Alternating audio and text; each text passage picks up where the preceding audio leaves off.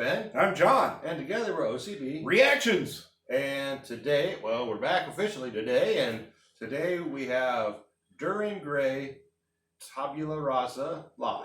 Hold on a second. No, it's not Tabula Rasa. I need to be able to move this. That's where it's at. Macabre live. Tabula Rasa. Okay. Yeah, at the Tabula Rasa. Okay. Now, we've done Dir En Grey before, right? No, this is we've sat on Dir En Grey. We've had 2 suggestions for Dir En Grey. They're both in the list, but we never got to them. Well, we need to quit sitting on Dir En Grey. We're both fat asses and you probably can't breathe now. And they've been around a while. I know that I've heard Dir En Grey several years ago. But somebody, I think it's like, I took my ex to an anime convention, you know, before she was an ex. And so it was talking about this Japanese death metal band. So I called, I want to hear that. And it was Dir En Grey. And I listened to a CD that they had to listen to before you purchased.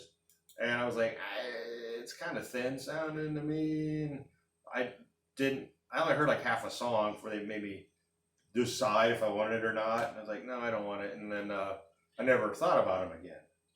Okay. And now being exposed to like a lot of Japanese music through you guys, it's like, I probably should check them out again. Because like, I hurriedly listened to like half a song. So, and I made my entire judgment on that. And it's like, well, that ain't fair. And it could have been like, they might have been shitty headphones I was listening to them through too. I don't know.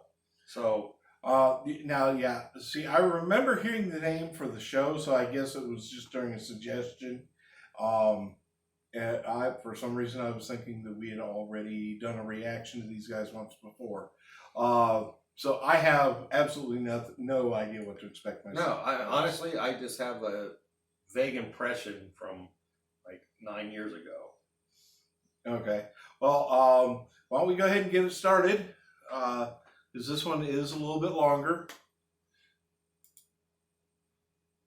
And here we go.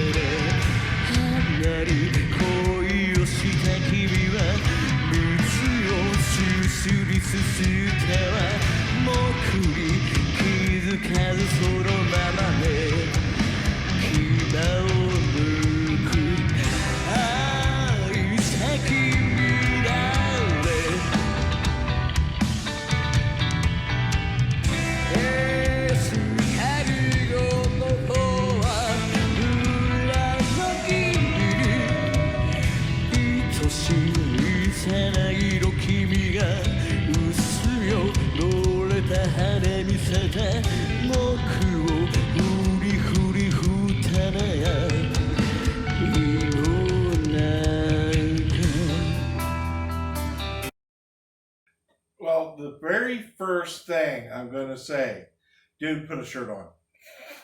Well, apparently they have been around a while and long enough for them to get out of shape. Yeah. I'm not sure what I think about it. I mean, I'm enjoying it. I think it's really well done and a well constructed song, and like I don't know how much I appreciate the fact that it's subtitled in English, so I know what he's singing about. But it's like he's waxing very poetic, and I kind of like.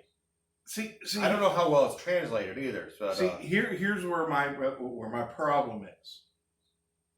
A song like this, lyrically, the lyrics are important to it. Yeah. Because that's what it's being based off of, is the poetry of the lyrics. Which I wouldn't understand the very minimal Japanese I've got left from my time over there. I wouldn't understand what he's saying. But then when you're trying to read subtitles going along with what he's saying, it loses me, because it's taking me out of the experience of the of the music.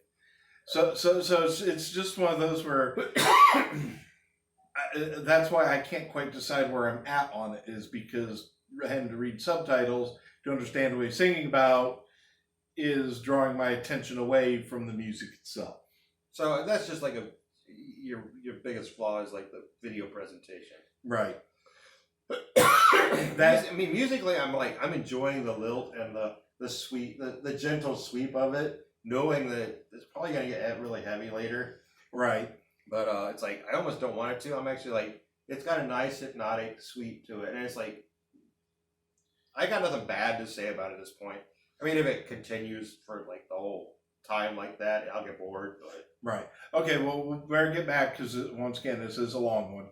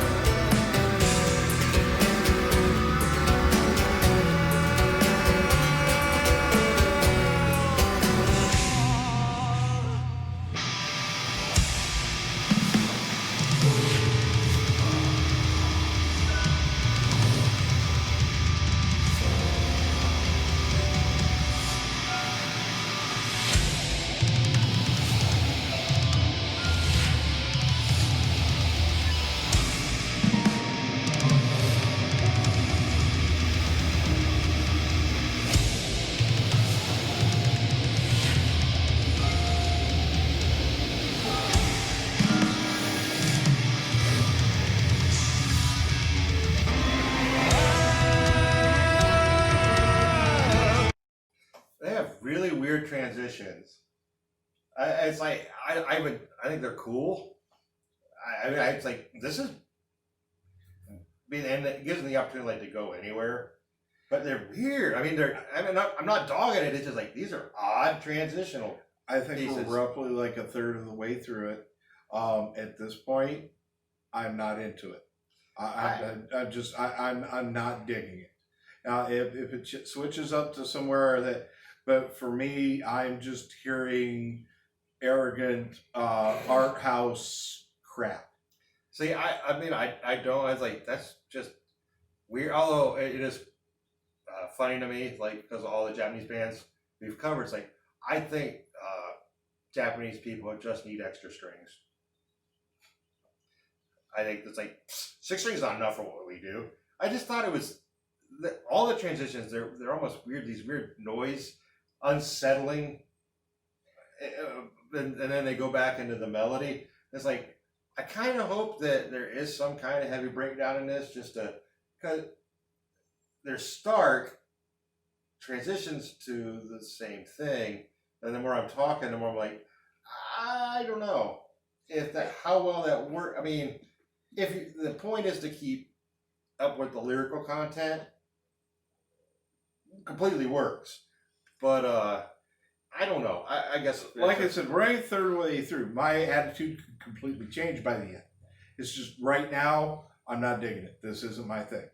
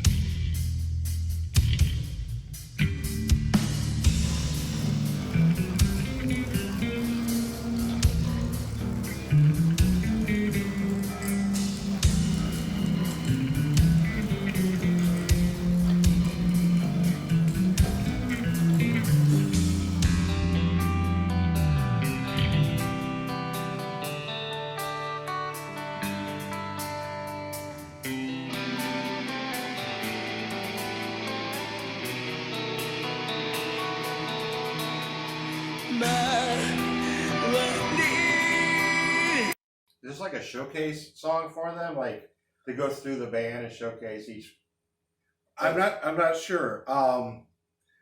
If that's the case, then I get it. At the same time, I'm going to say I'm still just not into it. I'm actually starting to get like, I love that solo because it was a nice, emotive solo. Right. It wasn't super I mean, it was pretty technical, but it wasn't. It was more about get the feeling. Right. That it was. The only problem with is like they're so practiced with it, they know it so well. Kind of the feeling is not there. And I think that's.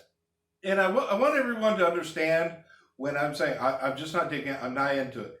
These guys are excellent musicians. And there are parts that I like. Parts. But as a single composition, it's not there for me. I can't feel an appreciation. I mean, I like because apparently they aren't transitions, they're just these weird little bridges. Yeah. They're breaks or interludes. There are these weird interludes. It's like, and then it's coming back. And as a composition, I respect it more than I'm enjoying it. Right. But we'll see. It's not over yet.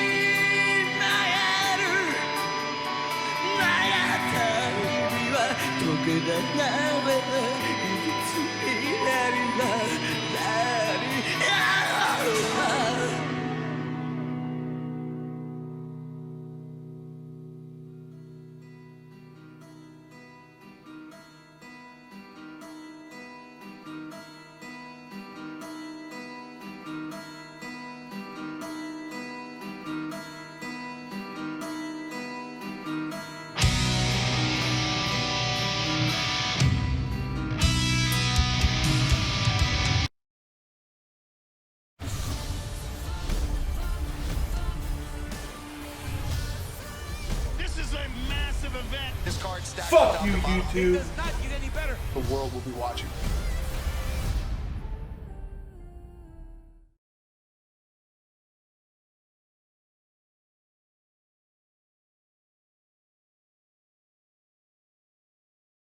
Hey, I just read an unbelievable article in the Epic Times. Take a look. It's an investigation into the mysterious origins of the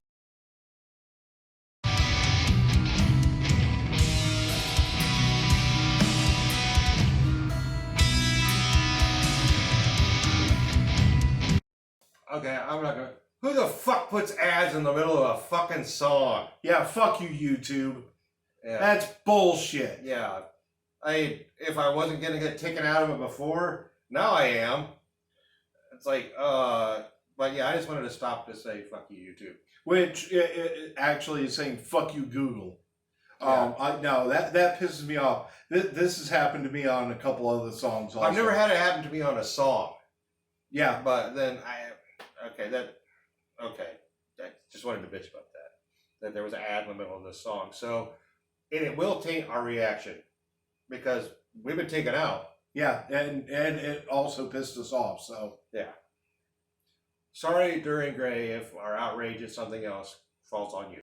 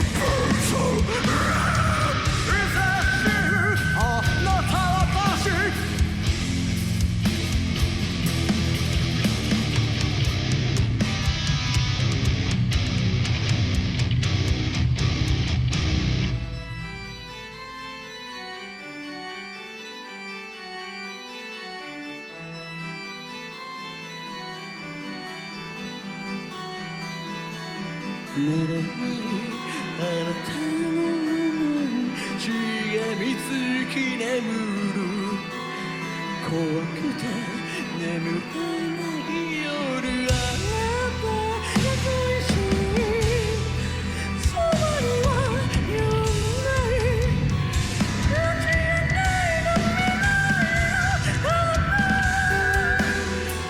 の想いの分かち合おうかただ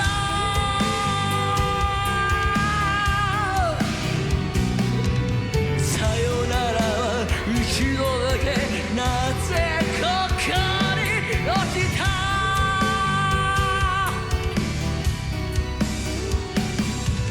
みんな目がさまよく離れないだ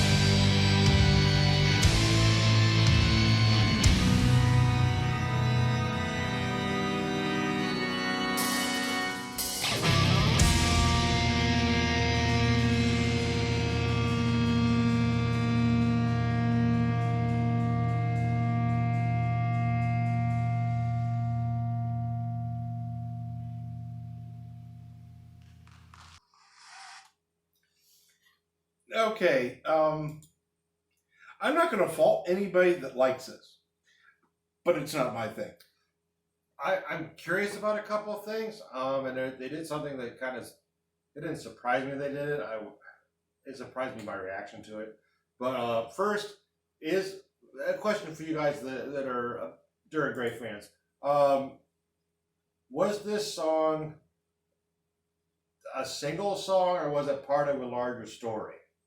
Because if it was a concept, like on a concept album, and this was like, because when they did that King Diamond-esque middle, that interlude, that breakdown, because that's what it reminded me. Like, this is with the harpsichord and the heavier bit, and then the one death growl with the real high pitched singing. It's like, this feels like King Diamond. Like it feels thematic and dramatic. Is this part of a larger story? Is this just one installment? If it is, it's amazing. If it's not, it's weird. If it's not part of something bigger, it's like, I appreciate it more than I like it. There are parts of the song I really like. There are parts of like, eh. And the other thing was, when they did that, I'm like, don't go back. Don't ever go back to what you were doing before. Just play this out and keep doing changes out. Yeah. But when they went back, I'm like, oh, okay, no, that fit. They were right. Compositionally, yeah, they should have gone back. Yeah, I'll be the first person to say, now, music-wise, as musicians, they're awesome. And I'm not going to say, like, it wasn't pretentious, but it's just, it was too far out there for me. And I can now say, well, I don't know about the band. I would have to listen to more of their stuff, because I don't know if everything they do is going to be like this one. This particular one, though, just going off that, it's like, wow, I found a Japanese band I'm just not into. Possibly my, 2 minutes of one song was correct. And it's like, it's just not for me. But no, honestly, I liked it. I thought it was good. But it would never be like a mainstay. Like, I'm going to go back to it. It's like, oh, I'm glad I heard that. That was an interesting, kind of cool song. But if it was part of something bigger, or if it was part of, like, even like it was like a triptych or something, it was just like, if there's 3 parts to this song, or if this is a bigger story, I want to hear the whole thing. I want to know how this musically plays out. But, yeah, like I said, for me, it just not my thing. Not even in a different mood. It's just something that didn't click with you. Right. And once again, don't get me wrong. I'm not saying that they're a bad band. I'm not saying they're bad musicians, because they're amazing musicians. It's definitely not my thing. I mean, pretty much I said all I had to say about it. So if you don't have anything else, then fairly well. Thank you.